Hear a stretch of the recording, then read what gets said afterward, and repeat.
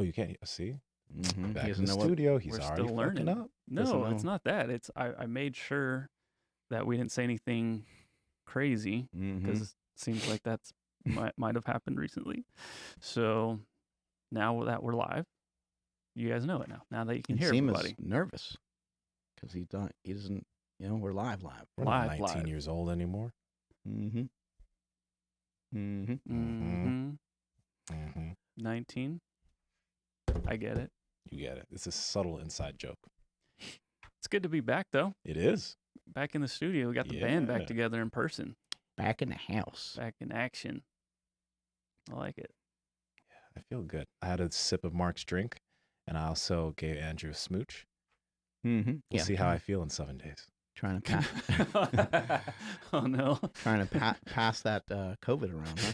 Yeah. Let me make sure that audio. Well, if you took a sip of my drink, you would notice that I have some Perfect Keto instant coffee in there. Ooh, yeah, it was good. I got the mocha one, but Smokey said he doesn't think they sell that one anymore. Or it's not on the website. I don't know what happened. It's a good thing you have it at home. You already have, you're stocked up. But yeah, that shit's good. I threw in some of their whey protein as well. You guys know that we're sponsored by Perfect Keto. We appreciate their support. Support the people that support us. They have a lot of great products, and it just makes being on a low-carb diet a lot easier. I've been digging the peanut butter cookies lately. Probably have one about every other day or so. I try not to go too crazy on them, but they are delicious. Gives you a good, yummy snack. I like doing that kind of at the end of my day. So good. Those cookies are so good. Cookies are amazing. For more information on Perfect Keto, please head over to perfectketo.com/power project at checkout. Enter promo code POWER25 for 25% and free shipping on any order of $50 or more. And like I said, it's awesome to be back in the studio with you guys. Missed you, like being in person and whatnot. What's up? Flex your bicep. Where are we at? Oh, Mark, can I see a flex real quick too? Mm-hmm. And I mean, none of us are fat over this quarantine. Speak Ain't for that a surprise? Speak for yourself, bro. Yeah, I know. We've been holding it down, holding down the fort. Yeah. And it's not easy. I think something I recognized recently is that you can get a case of, people talk about getting a case of the fuckets, right? Like, fuck it, I'm gonna just eat this cake, or I'm just gonna eat this ice cream or pizza, or I'm just gonna take this whole day and have it be a cheat day. But what I didn't recognize, and maybe what other people don't recognize, is that you can have the fuckets in the other direction. Mm-hmm. You can be like, fuck it, man, during this quarantine, I'm going to get leaner than ever. I'm going to get in better shape.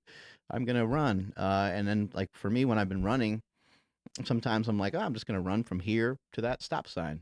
And then by the time I get closer to the stop sign, I'm like, I could go fuck it, I'm going to go further, And so you can kind of get that mentality in either direction. And I think in the times that we're in now, the people, we've pointed this out before on this podcast, people talk about how readily available all this amazing food is, fast food, pizza. I think one of the pizza places, you can send them a pizza emoji and the pizza shows up at your front door somehow. Wow.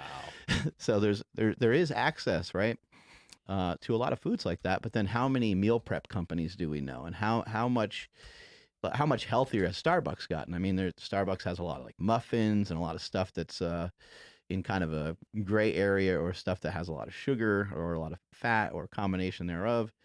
But then they also have like a protein box, and when you go to airports and just, there's not a lot of excuses anymore, I guess, is my main point. There's a lot of supplement companies. There's a lot of protein bar companies. There's a lot of protein powders that taste good. They used to be garbage. They used to taste like shit. Mm-hmm. You have a lot of healthy options at your disposal. And so for quarantine, I decided to kind of lean into a lot of that and just, work on getting in better shape rather than just watching everything fall apart. What did you notice? And even you too, Andrew, like, because you guys both came back in really good shape. What did you guys notice having quarantine, but then like, your typical day is out of shape? A lot of people went into quarantine. Maybe they didn't work the same hours, so their whole routine went out and they gained the quarantine 15 because they just started moving and said, fuck it, I can go to my bad habits. Did you guys develop any positive habits to counteract gaining weight during quarantine? I wouldn't say maybe a habit. It was more recognizing that the volume went down because I wasn't lifting heavy anymore. Like I just didn't have access to like a lot of weight. So for a while though, I was still eating like I was. And it's hard for me to gain weight. So it was cool seeing the scale go up. But then all of a sudden I'm like, man, I'm having a hard time finishing like my regular like meals. Like normally I crush that and I'm looking for what else is available. And then I would get full of whatever and then I'd start looking around for snacks that were easy to eat. So once I recognize like, okay, the volume's down, so the calories are probably going to come down also, but that doesn't mean I'm going to shrivel away. So it was really important for me to understand that because my output was nowhere near what it was, my input could no longer be the same. Once I came to that realization, I stopped being such a little piggy, and I started trying to get back to eating proper portions. Gotcha. I think protein is huge. Utilizing protein as a leverage.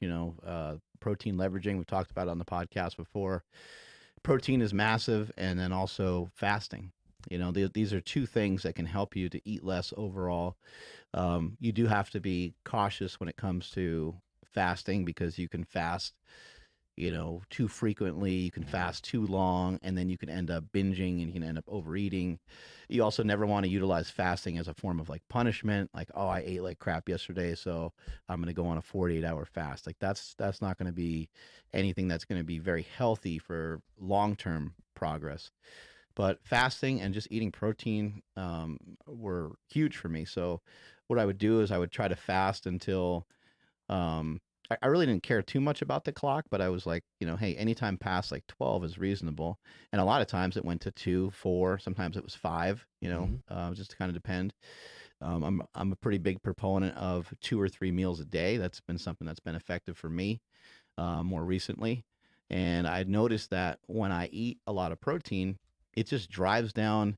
It doesn't like just drive down the overall amount of food that I eat. It drives down the overall amount of food that I want to eat. It also gets rid of cravings for me.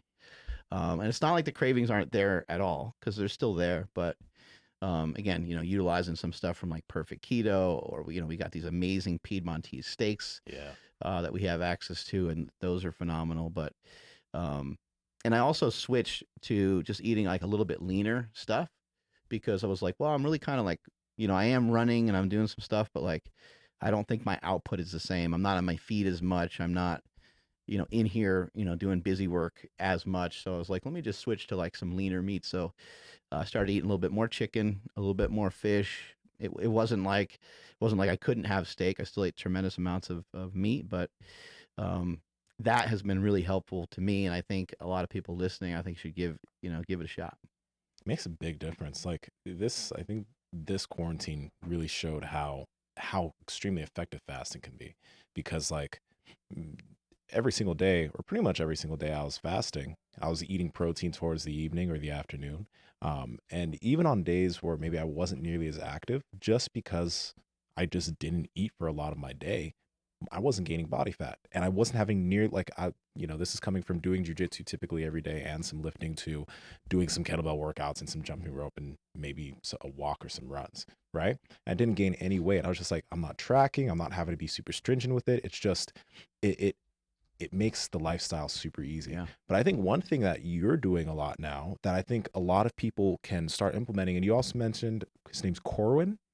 Yeah. Corwin, walking and running, cardio, just some simple cardio. I think that, well, we know that, when lifters are able to do some cardio, it helps them not just in fat loss, but it helps them recover from their lifting sessions better. And if they can get better and better at cardio, it's a typical, like, if you go for a 20-minute run or something, if you first starting out, maybe you only burn 100 calories or something, but you get better at it, you burn more calories, so you can burn 200 calories in that period of time. But then it also it helps with fat loss, it helps with your lifting recovery, it helps everything. I think cardio should just be a staple in terms of all lifters, whether you're a powerlifter, bodybuilder, etc. Just do a little bit of cardio. That can really help with fat loss. Well, and it just gives you more access to be able to burn calories, because if you can't get yourself to like let's say that you're in a workout and you go to do like 3 sets of 10, especially now because it's been a while since you squatted, right? So you do 3 sets of 10 with some free weight, and you really aren't recovering very well from one set to the next. You got to take a longer rest period. Your heart rate is going like through the roof. Your breathing is crazy. Um, it, we already know from all the stuff that we talk about here on this podcast that yes, it's good to go there here and there, but we shouldn't be training like too crazy. The training should be, we can get really good results at about 70%. We can get really good results with 80%. We can get, amazing results sometimes, starting to push towards around 90%. But we really don't like to go to that 100. I mean, we enjoy it. It's kind of fun to be like, whoa, I don't know if I could have taken another step, or I don't know if I could have done one more rep. That's kind of nice to try here and there. But the majority of your training should be pulled way, way back from there. And it can be almost kind of boring. Mhm. But the satisfactory part of it is the fact that you're like, wow, I got through those 3 sets of 10 on the squat with 315. And it wasn't that hard. And then the next day you wake up and you're like, did I squat yesterday? You know what I mean? Like, you don't even remember. Like, what? Or maybe it's 2 days later and you're like, when's the last time I squatted? Because you just don't even. There's that story with Dennis Rodman when he like went to Vegas and he left for a while, and then they made everyone run, and they had to do those runs where the guy's in the back of the line. You got to run, past the guy that's in the lead. I think it's called an Indian run. I didn't make that up. Yeah, I think that's what they call it. it's an Indian. And after practice, people were all mad at Rodman, and they're like, "Man, that sucked!" Like, and they mainly had to do that because of him, because it kept screwing up during practice.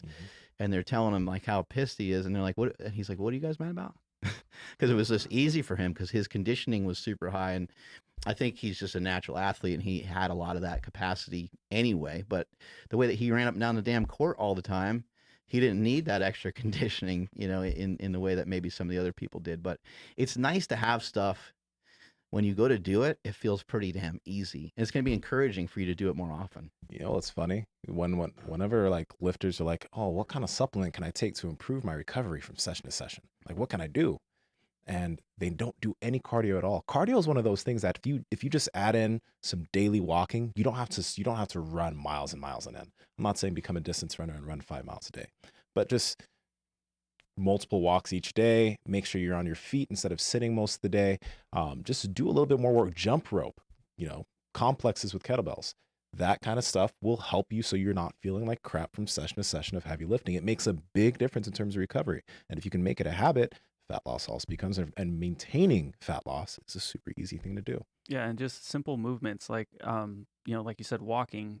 I have not been in pain this whole quarantine, but lately we've been because we're in the process of selling our house. So I've been doing like all my workouts have just been like hard yard work, hard like maintenance work. Like I pressure washed our backyard, like the whole backyard, but like our fence, it looks brand new now. That was a pain in the ass. But what I noticed, You're like, I didn't know it was that color. no, absolutely no. It went from like looking like it needed to be replaced to looking brand new. Like, Wow, that's awesome. I mean, it was a really awesome selling point. Like, fibbed a little bit, but whatever the case, like I wasn't exercising, right? Like we have people that ask like, oh, but I walk whatever 10 hours a day on my job. Like, is that count? And although I was extremely active, my back started getting tight. I wasn't like, I would look at my like to-do list for the day, and I'd be like, you know what, like moving all of this is going to be my lifting for the day. Doing X, Y, and Z will be my cardio. Like I'm not going to work out this morning. And then I would do that the next day and the next day. And then all of a sudden by the fourth day, I'm like, dude, my back is killing me. So I started getting back up on the treadmill every day and trying to get like just moving, get blood flow back there. And I'm still hurting, but I feel better. And again, another realization was like, dude, if I stop moving, like it just, my body's like, cool, we're not doing that anymore. So we're just going to shut down. Like you don't need to be pain-free now because you're not going to use it anyways. So keeping those like simple walks and simple movements goes so far further than you can imagine. And sometimes it takes it being pulled away from you to realize, ooh, I do need that. I got something that can help zap a lot of back pain for people. And I'm not talking about permanently, because sometimes people's backs are really screwed up. But if you want your back just to feel like better, just do a crazy amount of, I mean, you can utilize machines and stuff too, but just do a crazy amount of squats.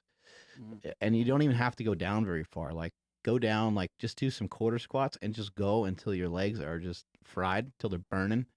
And maybe take a little rest and do that 2 or 3 times. And 5-6 minutes later, your lower back pain is gone. I don't know what it has to do with. I just imagine it's the circulation. But I've had a bunch of people in here do a lot of leg extensions to kind of serve that same purpose. Another good one too is even just a lot of push-ups, which again sounds weird, but like, well, push-up, you're kind of planking, not kind of planking, you are planking, and you got to stabilize with your core. And now all the blood just shot up, or not shot up, but all the blood started to go into your upper body, and now it's sitting in some like extremities and stuff, and it makes you feel that much better. I mean, you can do a simple test too. You can just, for those of you who have back pain and your back is real stiff and you go to reach down for your toes and you can only get to like, just below your knees or something like that. Try that, try that test, and then bust out as many push-ups as you possibly can. Give yourself maybe 30 seconds rest and then reach for your toes again. You'll be shocked at the difference it's going to make. Just getting that blood circulation going. Yeah. And another thing also, it was, just an excuse of mine. I like doing lunges here at the gym. I like doing it on the turf. Nsima told me to add, weight to the lunges to help progress a little bit, I guess, better, faster. So I wasn't doing them at home because I don't have the space for it. And then it's like, oh, I could easily go outside, but nah, I won't do that.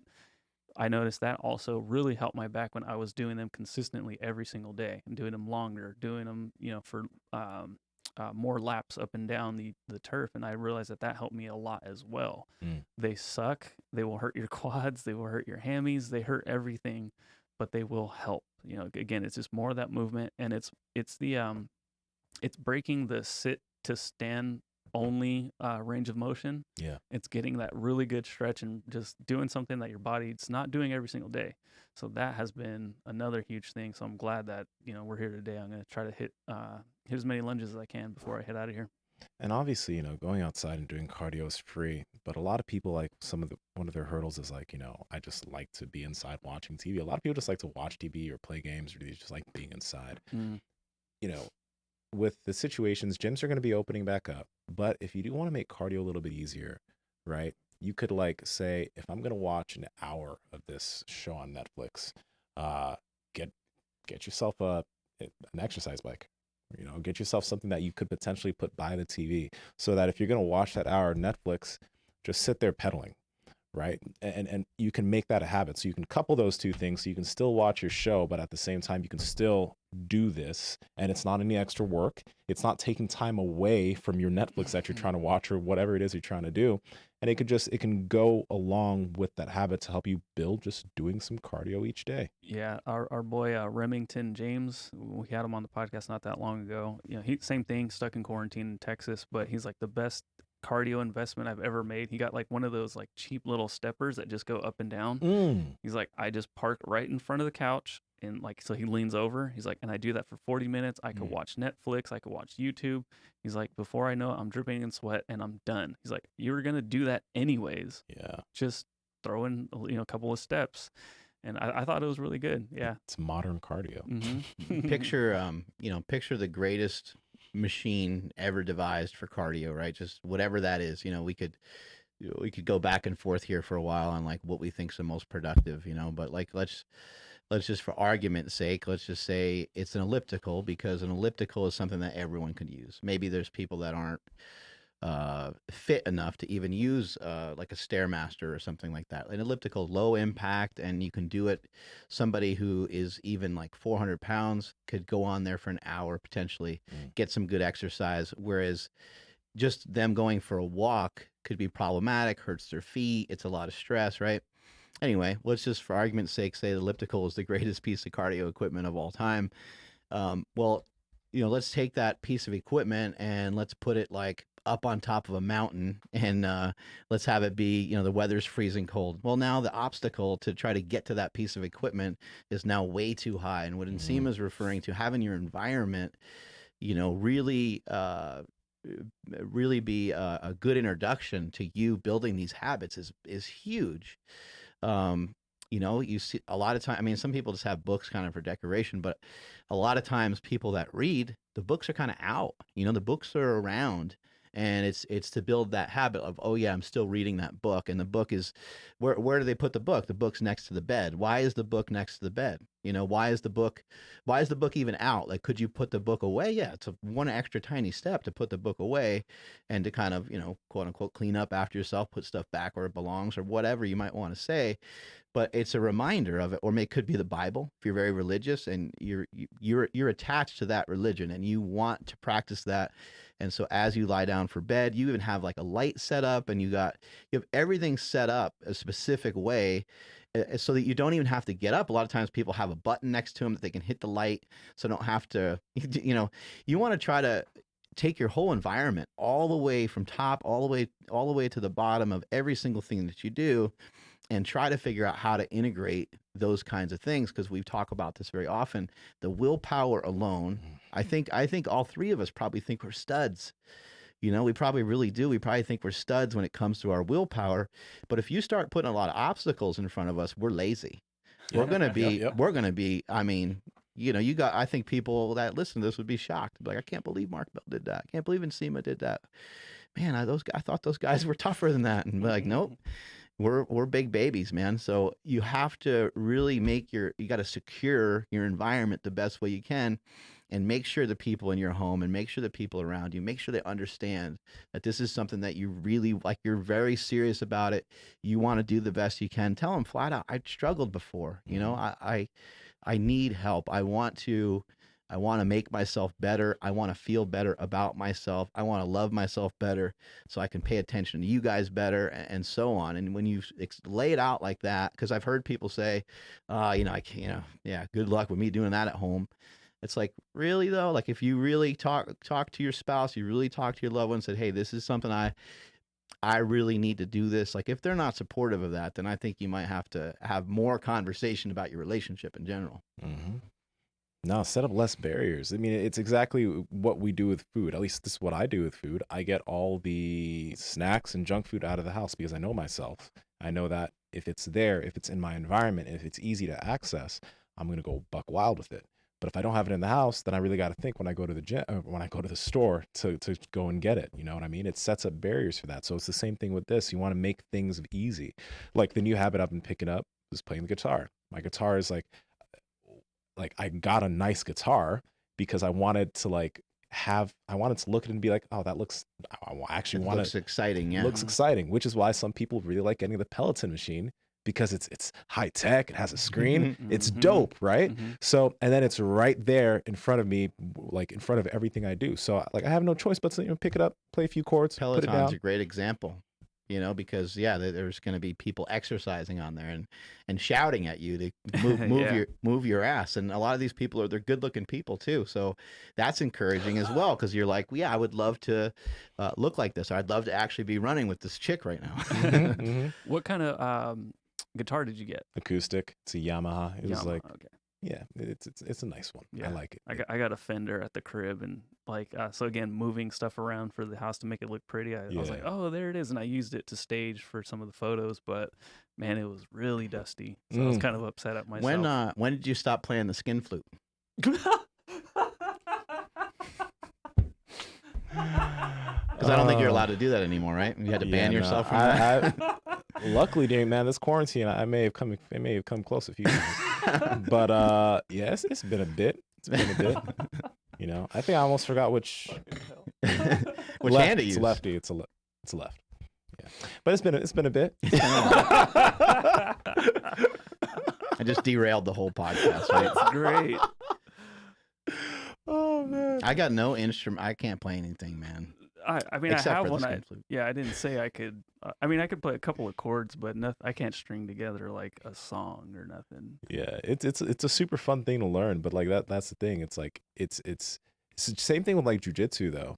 Like when I started that, I had all my gis out, and one thing I did with all my gis, I got smell gis like that death. They do smell like death. But like I noticed that this is something I do with like every new thing I try to do. I get pretty nice stuff for it. So for my jiu-jitsu gis, I didn't get some just crappy gis. I got some gis I'm like, This is nice. It's comfortable. It's an attractive thing to get it and go do. People get really dope running shoes if they want to go run. You know what I mean? I'm not telling you to go spend thousands of dollars on running shoes, but if there's something you really want to start doing, like you want to start going outside, taking more walks, you want to start, like I started doing some longboarding. So I got a nice longboard, you know what I mean? And since I like it, I do it more, so that's a really good tip. If you're really trying to pick something new up, get some nice running shoes. If you want to go biking for cardio, because biking's really good cardio, like outside, maybe get yourself kind of a nice road bike. You're going to look at it and be like, that's dope. I'm going to go do it. It'll be easier to do. But also don't use it as the excuse why you can't start. Yeah, you're right. That is a barrier for some people. I gotta save up for the road bike.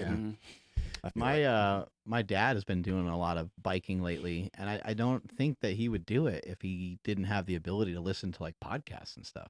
So just having a headset, just having and for me, I try to have multiple ones so that way I always have access to it. Like I have one that's just in my car all the time that I can utilize, and that way, because I like listening to podcasts, I like going for walks, and so I might drive somewhere and then be like, oh shit, I forgot my my headphones. I'm still gonna go for the walk just because I developed the habit, but maybe in the past, maybe I wouldn't have. Maybe I would have been like, I really don't want to do it unless I'm able to listen to something. So it just whatever way you can figure out to make it more enjoyable.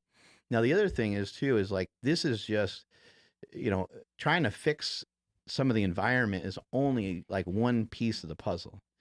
You have to, what gets to be really difficult here and confusing is that you have to get yourself to a point where you're not desiring, which is really difficult because if you're trying to resist, if there's a lot of resistance, if it's really hard for you, you'll probably break. If I said, hey, how was it today when you went into the office and you saw those cookies in the break room?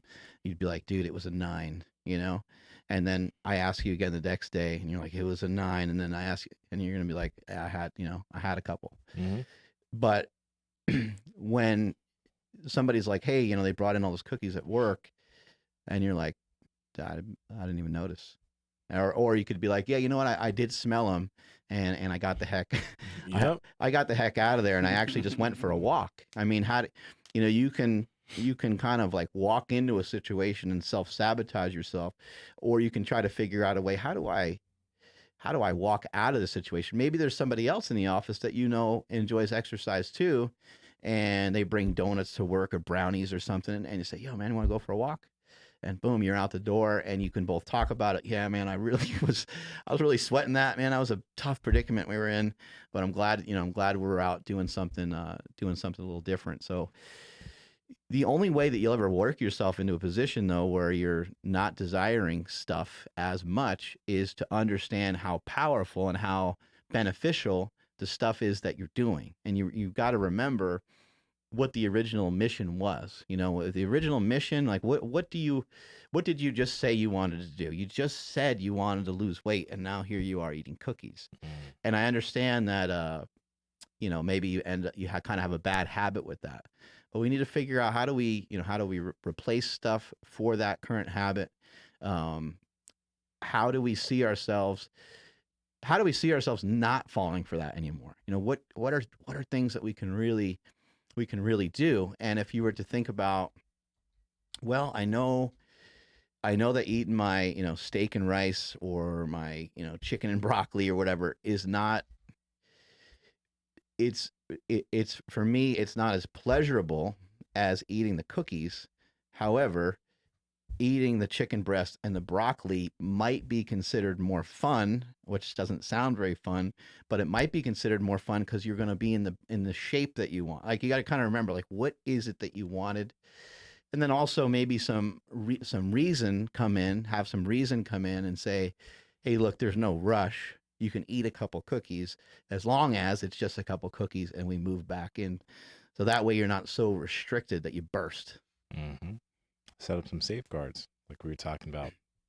Have some and then have somebody else put them somewhere else. I mean, I know it's like you're treating yourself like a child at that point, but in some situations you should probably treat yourself like a kid. It's hard to change really bad habits. Like, for example, this is the first coffee I've had since quarantine. And I had it because I didn't get any sleep last night. But through a majority of quarantine, I didn't drink any coffee at all. I used to have to drink coffee every single day. I kind of figured out what is it that I'm craving in the morning. I'm not necessarily craving coffee, but I really do like having a hot drink. So I started drinking tea instead and implementing that as the routine, right? Kind of just like got rid of my urge to drink coffee every single morning. And I was able to kick it, which is something I've never been able to do. So I think it's really important, like maybe have a journal or take some notes. Like when you're going through your day, try to be mindful of the actions you take. Like if you do have a really tough craving, right?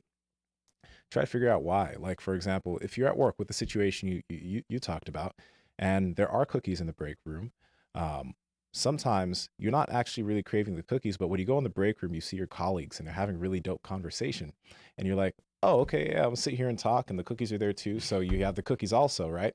But if you guys, like you said, if you guys were all gonna go out inside and walk and talk, you'll feed the same social interaction, but instead you're not around cookies and you're taking a walk and you're doing something more productive.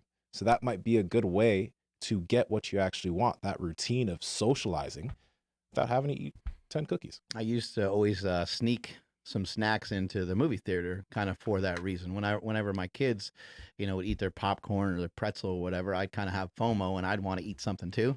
Like while I'm watching the movie, I don't really care as much anymore. I can just, not eat anything while I'm watching a movie, which I think most people think you're an alien for being able to do that. But just over time, I just learned to not really care that much about it. I disassociated myself with it, I guess, but it was helpful. Sometimes I would bring in like a little thing of like fruit. Sometimes I would bring in, maybe it was a perfect keto bar or something. I would just have something just so I, felt like I was, doing something similar to what my kids were doing. And I didn't have to like think about, oh man, I wonder how that popcorn is, my mind didn't have to really wander. So you kind of fill it in with something else. But again, the ultimate place to get to is where that's just not even, you just don't even care because you care more. You're more interested in the results. You're more interested in the real goal that you have, and that's the goal setting and, trying to achieve the goal and stuff like that it can be very, very difficult. And the goal has to be something that's within reach. I was mentioning earlier, saying, F it, I'm just going to run, rather than to that stop sign, I'm going to run to that yellow house over there. It's helpful that I'm already at the stop or close to the stop sign. I'm judging how my body feels. I'm like, oh, I feel good enough to keep going. Mm-hmm. So you got to make sure the goal, like whatever goal that you have, you currently weigh 400 and you want to be 300.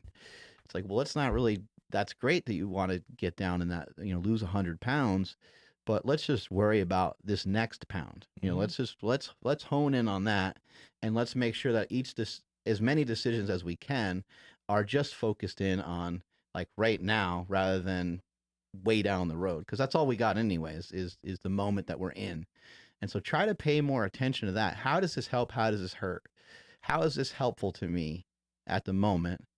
It can be, and we've talked about this before on this podcast too. Is it beneficial to just, let it go? Maybe your kid just finished a baseball game and you all want to go for ice cream or something. The team won. That sounds fun. Mm-hmm. Sounds fun to enjoy an ice, if you think that enhances the experience, if you think it's going to be something kind of cool for you and your kid to share, then, maybe that's not a bad route to go, but you have to, be very reasonable with it. And you can kind of also just account for it. We talk about, counting calories, and you just because I'm not a huge fan of actually physically counting calories, it doesn't mean that they don't count. Mm-hmm. They count. So when they bypass and they come, they come your way and you devour them, you have to, and you've said this on the podcast in the past, treat yourself the way that you would treat a loved one. So if you treat yourself the way you would treat a loved one, what would you tell your child if you saw them drink a 32-ounce Coke? Hopefully you don't allow your child to do that, but like, what would you say to them? You would say, hey, you know what? I think we got our sugar for today. Like, if you want to have ice cream tomorrow, that would be fine. But, I would prefer that you don't, so you got to have that conversation with yourself. Yeah, that's what I told my daughter. She wants to have soda or something. I'm like, if you have that, you don't get dessert later. And then it's like, wait, why would I want to drink this when dessert's so much better?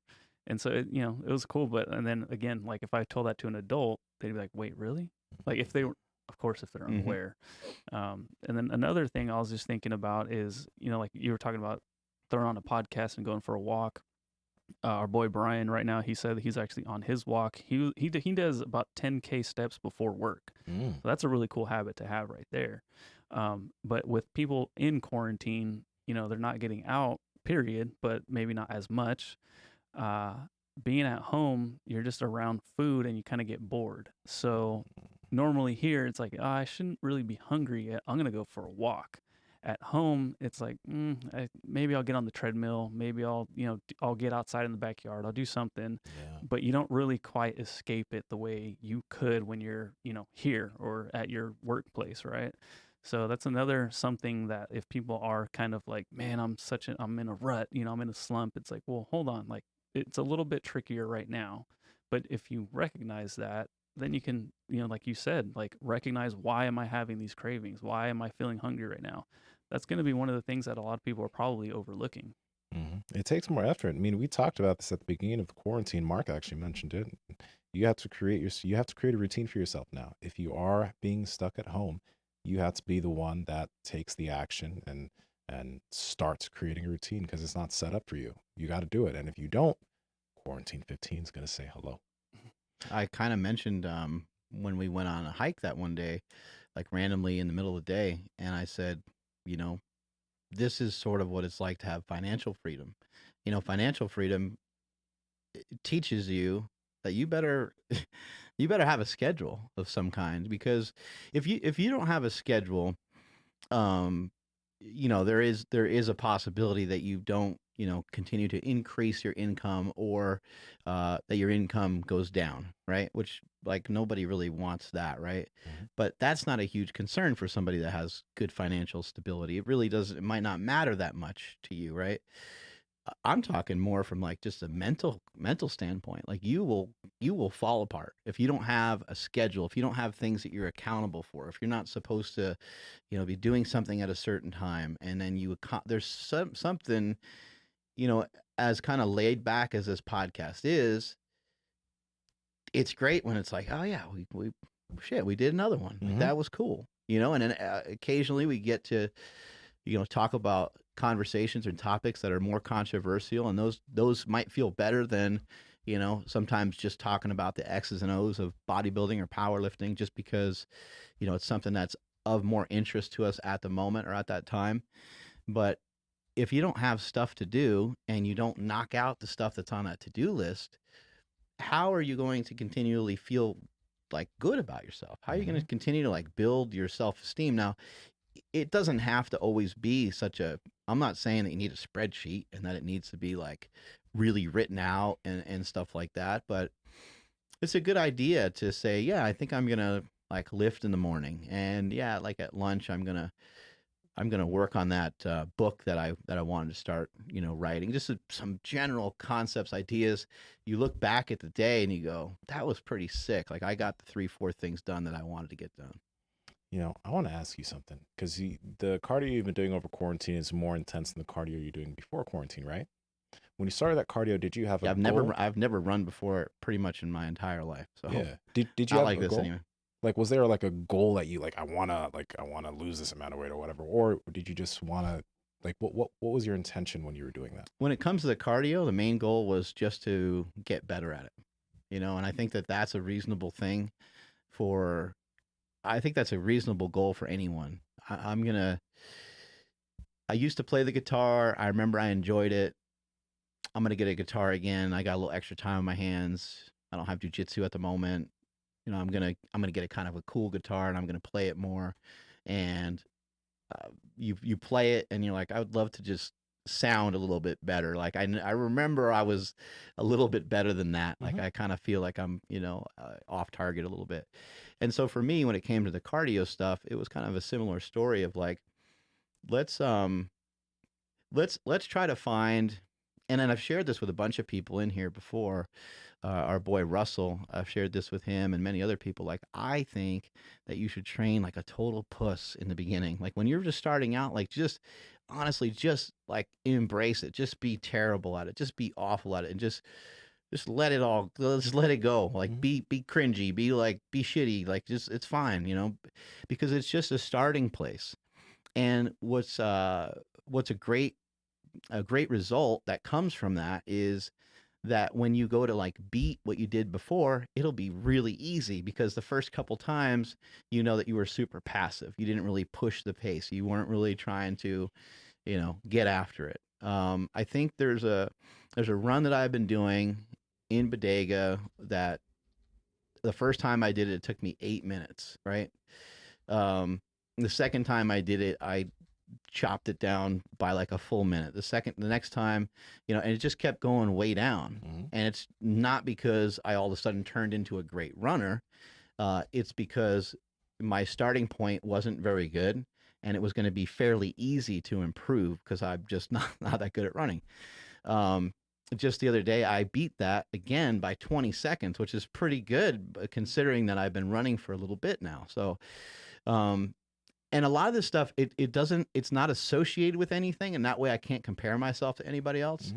So it's not like a mile, it's nothing. It's if I was looking at like a mile time, Nick Bear, who we had in here, he did a sub 5 minute, I think, mile recently.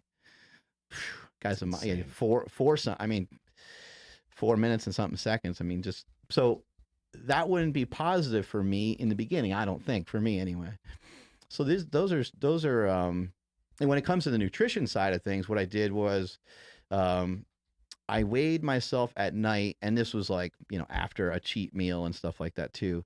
But I weighed like 247 or 248 or something like that. And the way I weighed 242 the next morning or something. But anyway, I the weight that I've been consistent at in the morning has been now after shoving myself into dropping some weight, I've been around 230, 231, 232 in that range.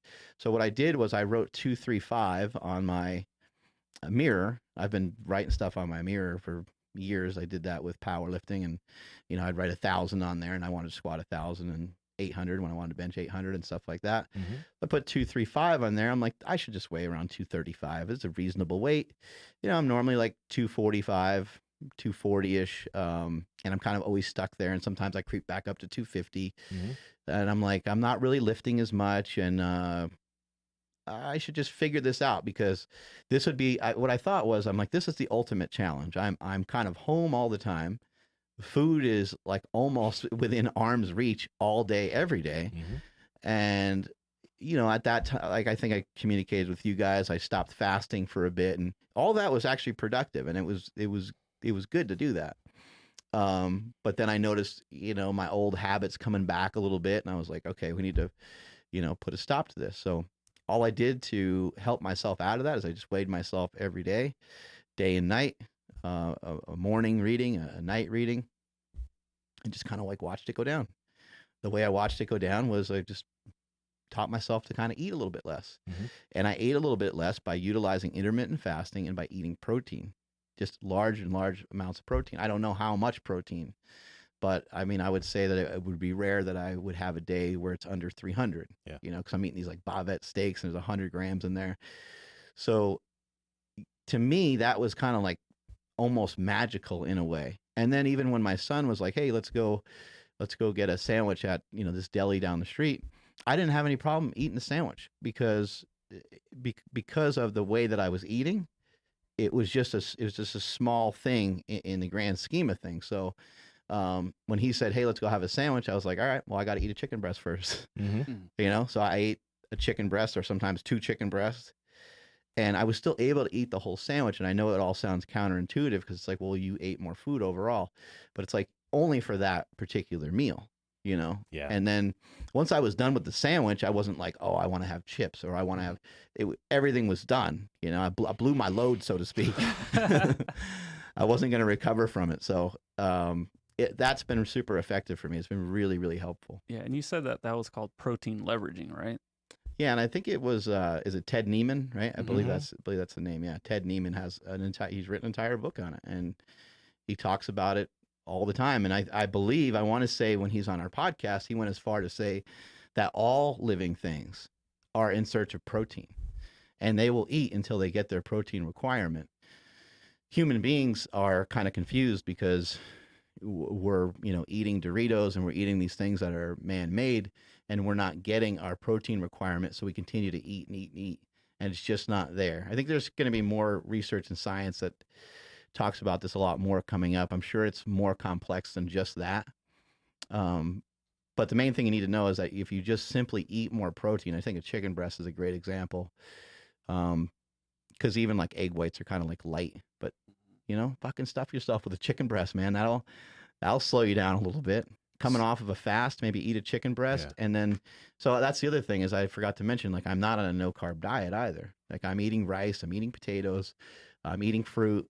If I eat a piece of fruit and I'm like, oh, I want another piece of fruit, I'll just get up and eat another piece of fruit. Mm-hmm. Like, I just have talked myself into that. If I don't fast, that's not going to make me fat. If I eat carbohydrates, it's not going to make me fat. Like I'm coming to this kind of almost happy medium between the two, the world. You came from a different side. I came from a different side, and you and I think, have kind of romantically, I might add, met in the middle. Yeah. So two things I want to kind of break down from what you said. The reason I asked you what your goal was when you started cardio was to understand your approach to it. And you didn't say your goal was dropping weight. You didn't say your goal was to get leaner abs. You said that your goal was just to get better at cardio. So cardio is like the process. Cardio is the habit that you got to build, and you just want to get better at it because, overall, if you get better at that, well, it'll probably help you look better too.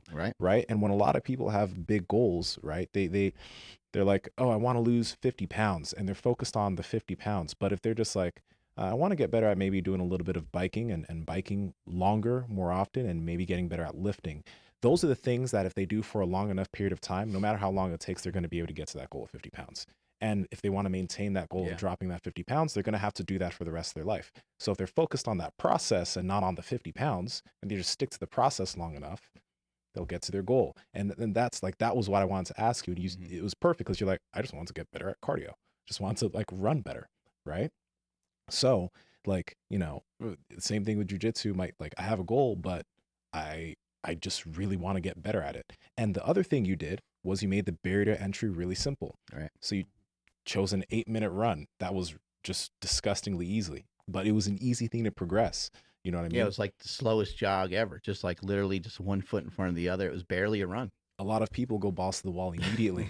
They want to start running every day, 1.5 miles every single day, and then they peter out too soon and they can't stick to it. Their knee is messed up or whatever the case is. Yeah, exactly. If you make it super easy to start, right? You only start by lifting twice a week, or you only start by rolling in jiu-jitsu twice a week. You can build up to being able to do it for longer periods of time rather than going too hard too fast. I think there's a guy in James Clear's book, or someone that read James Clear's book, Atomic Habits. And I want to say, I could be exaggerating, but I think the guy literally only drove to the gym one day. Yeah. And didn't even go in. Yep. And then the next day he went in and he like agreed that he would sign up. And then the next day, because he was kind of scared, he just didn't have an exercise background. Third day, he's like, okay, go in and like do 5 minutes of something, and then now the guy's lost 50 pounds. I mean, maybe your progression doesn't have to be quite like that. Maybe it could be different because maybe you have previous history of exercising or something, but you get the idea, man. It's like if you just implement it, slow. I mean, the same thing comes with like money, ask people about money. It's kind of rare that someone's like, all I ever wanted to do is be rich. Usually they're just like, I just didn't want to be broke.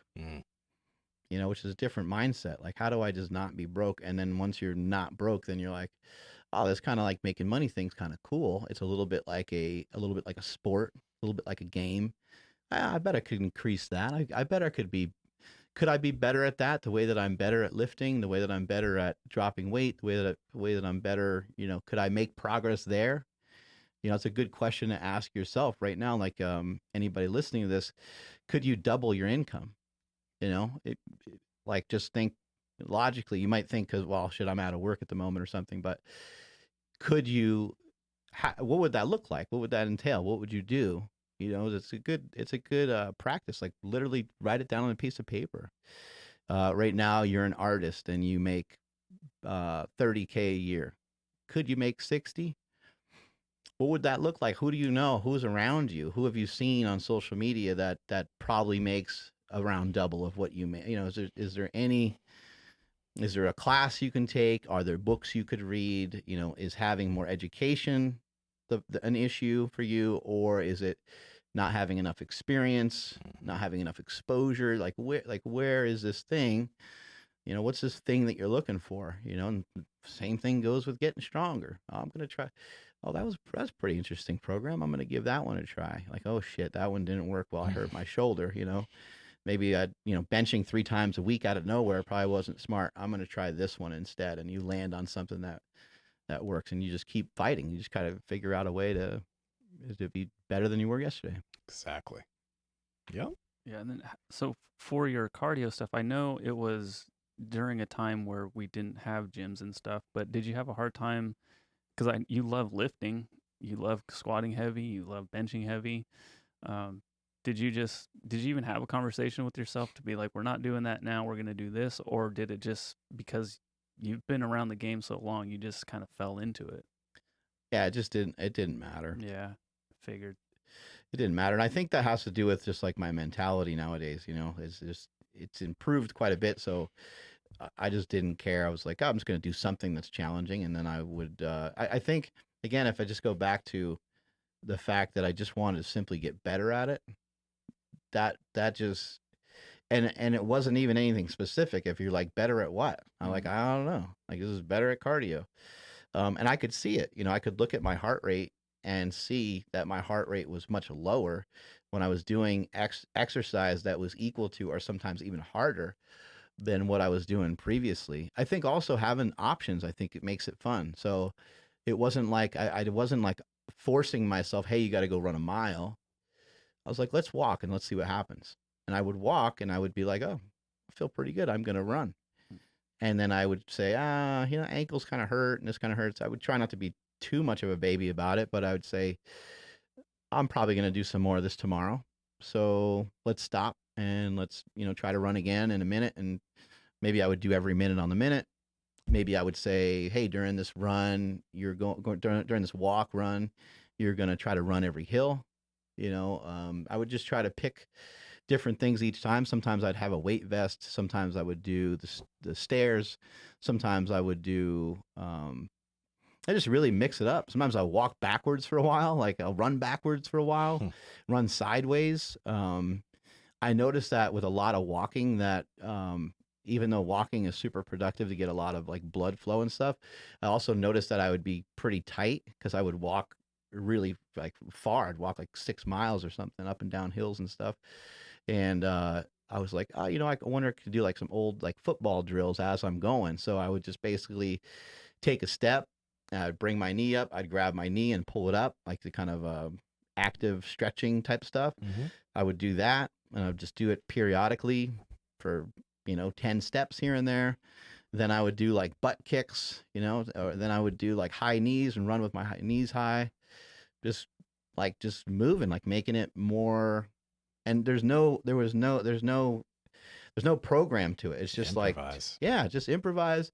And I'm lost too, because I'm listening to, you know, music, or I'm listening to other shit, and people like, I just don't even, sometimes people look at me weird and I'm like, oh yeah, I'm fucking doing weird shit. Like, of course they're going to be looking at me weird, but I'm like, you know, lost in whatever it is that I'm listening to. So I'm not even really thinking about it. It just felt good. Mm-hmm. It felt really good. You're out here discovering your body. Any Hey now. I want you to discover my body too. Nsima. Back to the meat flute. Any plans to push it any further, like doing like marathons or anything like that? I have a lot of people that have asked me about that, and I don't have any interest in that. I don't think. I actually think that right now that I could run pretty far. I should say jog really far. I could do like just a slow paced jog, I think, for a while. But I want to be able to just like run further, like run, Nice. like a pretty good, you know, a pretty good pace, you know. It would be good to be able to, you know, do this run here. I think it's like about a mile, you know, just to be able to do it in like 7 minutes, 6 minutes, something like that. Like, I don't know how hard. I don't know how. I haven't really practiced that, so I don't really know where I stand with it. I did it a while back, but I don't remember what time I got. But just stuff like that. Like I don't care that much, but it would be cool. And then also in Bodega, there's the Heron Loop, which we all went on. That loop is 3 miles, so it'd be kind of cool to be able to, like, again, not just jog it, but to be able to go out there and just like run it and have a decent pace. But I don't really care too much about competing. I guess the only thing that would interest me in competing would be sprinting. So like you remember when his name just eluded me. Precision Nutrition. Berardi. Yeah. John Berardi. Yeah, John Berardi said that he's, he races, he does sprints, and that would be interesting. That would be kind of fun to be able to do something like that. But my body's still so tight. I don't know if you guys seen any clips of me running, but it's like I'm like I can't really, open up that well at the moment. Yeah, pretty and real upright too. That's right. That's what I noticed. I wonder, like, because I got that get out run. Yeah, like that's true. I can't remember what the like the bar was set or whatever, but it was like a heavy squat and then like a timed run. Like I wonder what you would be able to, like, like, I don't know, like insert heavy squat number and then and I follow that up with this amount of time of a mile run. Oh, like a 6 and a 6 or something. A 600-pound squat and a 6-minute mile. Something like that. I bet you'd probably be able to do something really well. Yeah, some people are crazy with that shit. There was one guy that I want to say he squats 600 pounds and runs like a 4-minute mile. Oh, yeah. When I say there's one guy, I mean there's one guy. Yeah. Yeah. I think there might even be like just a couple of guys that can do something like that. But it's one of the it's a guy that I know a lot of people they've been interested in, like, seeing him do like a CrossFit workout because they're like, what the hell? Cool. But I should find out who the guy is. I remember he's like super jacked. Okay.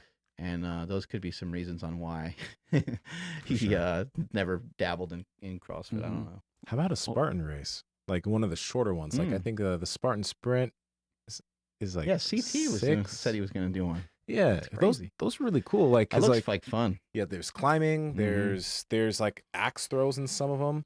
Like it it's not just a run all the way through. It's actually really fun. And I don't know if Andrew see it. I think the shortest one's like 6 miles or something. But my friend invites me every year to do this Progenics thing out in Hawaii. Yeah. It's like mud run thing, and that looks like it would be kind of neat. I mean, you just devastate, like, your shoes are toast, and you got to just basically just get rid of those clothes. You're never going to be able to, like, really wash them out all the way. But like something like that might be kind of fun, especially because, like, I don't know, like for me, I'm kind of a priss when it comes to stuff like I don't really like to get like dirty and shit. So it'd be kind of fun for me to, like, lean into that and just absorb it. Go for it. It's called the Spartan Sprint. So it's like the introductory race for the people trying to dip their toes into the Spartan race. So it's 20 to 23 obstacles and over. I don't know why I said over, but and 3 to 5 miles long. Okay. Yeah. So not too bad, but. Yeah, I don't know. There's a lot of mud and like hurdles and shit, right? Yeah, not a fan. That's an ankle twist waiting to happen. A good ankle twister. A good old ankle roll. No thanks. Sushi roll. What have you guys been doing food-wise? Anything specific? No, it's been a lot of the same stuff. I have been letting myself like eat some new things here and there. There's this amazing place in Oak Park called Fixins. Look at him just light up. Nah, Fixins, man. It's literally. Is it like a BBQ? It's a southern food restaurant. Yeah. Some of the best oxtails I've ever had. Some of the best fried chicken. Probably the best fried chicken I've had in Sacramento. My God. Do they have like this super Southern food is where the gains are at. Holy shit. We're over here talking about dieting, then I talk about Southern food. But I mean, I let myself have some of that every now and then. But do they have the super duper thick mac and cheese? Yes. Yes. You can't get that everywhere. It's got to be like a soul food place. Oh, and that shit's ridiculous. The mac and cheese was so good, and then the biscuit that came with the like there's like biscuit. Oh a lot of cheese like stuck to the macaroni Uh-huh. part. Right? Yeah, man. 'Cause you put your fork in it and like the whole thing will come up. Yes. Yo, you guys both need to check out Fixins. It's amazing. Is it It's in an amazing Sacramento? place. It's in Oak Park. Yeah, it's in Oh. Sacramento. But it's, oh my God, the best fried chicken in Sacramento by far. I remember I took Ray Williams to a place like that. He ordered so much food, man. He did not disappoint. I can imagine Ray eating. That's got to be. It's got And to he be. took a feast, took man. a like his first bite. You should have seen his face. His face just lit up. He's like, Mhm. I thought this wasn't gonna be that good. He's like, this I'm shit's home. awesome. Yeah, he's like, this shit's awesome. Yeah, I was just actually talking about it in the chat room because somebody had mentioned that even though they were in quarantine and they were at home, they still treated their meals as they would if they were out. So Mhm. like he still had prep meals and they're ready to go. Yeah, that's nice. And I'm like, admittingly, I didn't do that because I was excited at the thought of like eating freshly cooked food. Like that's huge for me. So, like okay, I'm gonna make I started making like bodybuilder French toast. So I just make French toast with egg whites. Mm. And like some artificial sweeteners and not using real syrup or anything. It's good on paper when you have like 2 or 3 slices, but it's like, well, shit, I have all this egg whites left. I'm gonna keep going, and so like I would have like way too much, and then I'm like, that was a bad move, So Yeah. like I would eat the right things. I just would do them wrong because I was at home cooking. But again, once I kind of grasped the idea that I need to eat smaller portions, then I was able to calm down. But yeah, that was definitely one of the hiccups that I had during the lockdown. Mm. Mhm. I think people could use like intermittent fasting, the protein leveraging that I was mentioning, and maybe Yeah. even use a meal prep company mixed in there a little bit if you can afford it. I'm not saying that like all your meals should come from that because that would be, really expensive, probably really quickly. But I've been having, a lot of icon meals as well, where it's like they have some stuff that's just not like typically things that would be on my diet, like quesadillas and stuff like that. But they have a little extra boost of protein in there, and it's not like my main food. It's like it's more like a side thing. So I think something like that can be, really effective, and it gets you just to I don't know, it gets you experience stuff that like you probably just otherwise wouldn't cook. Like Mhm. there's one they have a salmon one that I like a lot. It's salmon and saffron rice, and it's just amazing. It's got like some green beans in it. It's like I'm not gonna. Not that that's complicated. That's not complicated at all. It's just that I'm not gonna cook that. So Yeah. pop it in the microwave for 3 minutes, and bam, you're ready to go. Yeah. Yeah, it's just these are really simple processes. Like I mentioned before, the fasting and the protein leveraging are the things that again save me from just not because I can put on weight easily. I can. If I start eating all day long, I'll be back to 260 real quick. Mhm. But I wonder what you could weigh. Have you done bulks before? yeah. It was I think it could be like 280, 290. well, when I did record breakers, I was 272. That was when I was eating a lot. I was seeing like that was like right after my bodybuilding show, and I was like, okay, let's bulk. Let's try and put on as much muscle as possible. I peaked up at 273, and then I was just like, kind of uncomfortable. Let's start getting let's start dropping. But yeah, It'd be fun to see, Nsima like close. Like, how far away are you from 300? It's like, oh shit, here we go. I was getting round, bro. My face is getting real round. It's easy to forget. Like I mean, since I've known you, it's like, dude, he's so jacked. He's in such great shape. And then I look at pictures and I'm like, oh, he's still getting like even more jackeder. It's like, it's Yeah. really cool. Like it catches you off guard. Like just being totally honest. Like you have this image of you, and then all of a sudden you look back and you're like, wow, he was a little bit rounder. Yeah, I was quite rotund. I miss that guy. Yeah, you're just hoping that he'll stop, right? Mhm. Yeah, like Dude, knock it off. start declining. Oh, man. This So, was fun. are you allowed to talk about your place possibly opening up or no? Your Jiu-jitsu. Oh yeah. So Casio actually, the first class is today. He set it up so there's like a That's exciting. You'll be fired up for that. yeah, I'm super excited for that. There's a shelter in place group, so he set it up so that there are classes for people that are forced to stay at home and they're forced to stay. Maybe they're taking care of people, so it's only people that are sheltered in place. They can only roll with each other, and then an essential group he calls it, where it's people that are they're out and about, they're working, they're with other That's people. smart. Wow, They that's can roll really with people. smart. But it's limited right now. Like right now, only the classes that I'm able to go to currently are Monday, Wednesday, Friday. So I can only train 3 times a week. But at least it's getting people back in, and they're able to do some jujitsu and roll safely. That's Cassio's great. really good at cleaning mats too. Like he's like a lot of schools like they just kind of mop the The mats. guy But doesn't fuck around, I don't think. Cassio, No. no, Cassio, his mat cleaning is a technique in and of itself. So his place is always pristine. It's it's exciting. It's That's exciting to great, get back man. in there. Did you guys see Cody Garbrandt?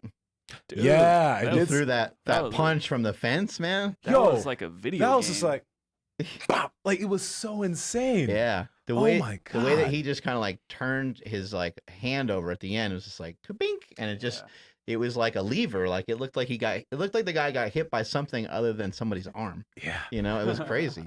Dude, the guy I was watching it with, because he's a boxer, that the guy I was watching it with, he was like, man, how could he not see Cody winding up for that? I was like, yo, I think they slowed it down for us a little bit, because when you see it full speed, yeah, he's winding up, but then it's like it pops in your face in a second. It's like a freaking cannon. It was beautiful. That's all I can say. Well, it was really switching up the pace too, right? Because he ducked down kind of slow. He took his time with that, and his hands were down. and he was real loose. Yeah. And then he just delivered like a shot. But yeah, your friend is right. I mean, I've never seen anybody load up with a punch, bigger than that. Yeah. It was great to see Cody, back in there, 3 losses in a row. And UFC, you lose one fight and it's like devastating. I mean, it looked like a straight video game. Whoop. Oh my God. Like when you have like your super power like special bar is full, and then you click that special button, and then it's like whoop, and then Man, bam. it's crazy. He just knew one more time. He just knew he just knew the guy was done too. The second he And he couldn't regain consciousness for a Oh, while yeah, too they're when trying he to was get him sitting up. down.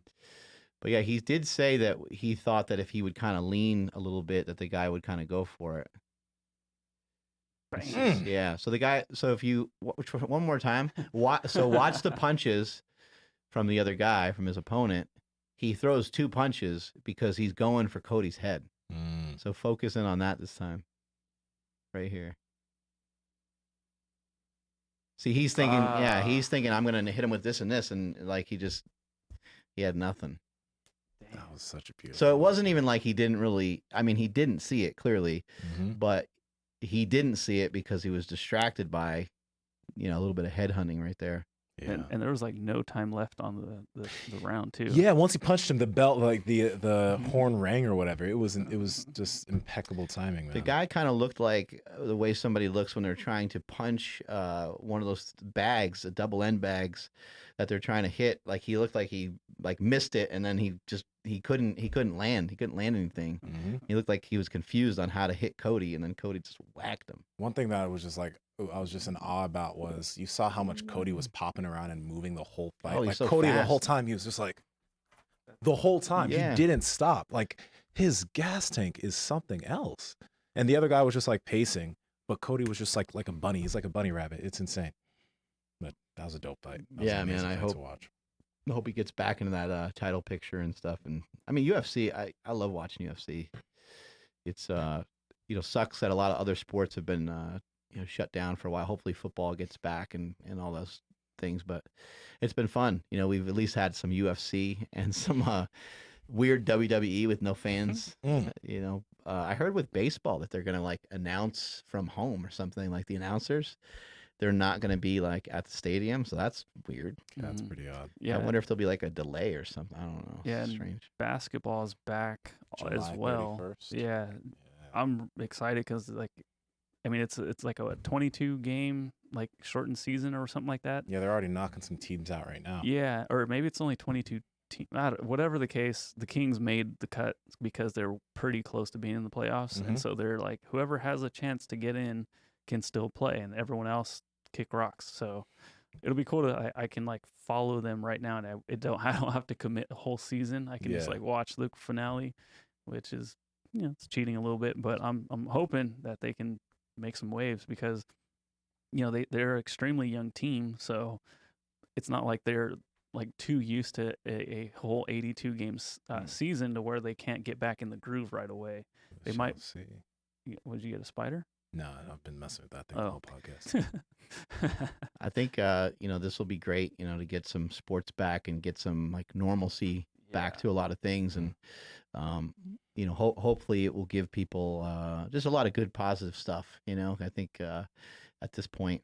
I think at this point everyone could use a little bit of that. Yeah. Why don't you take us on out of here, Andrew? Dude, had a blast. It was really fun hanging out in the studio today. Really, really. Yeah, just so thank you everybody that checked out the live stream. Please make sure you guys are following the podcast at Mark Bell's Power Project on Instagram, at MB Power Project on Twitter.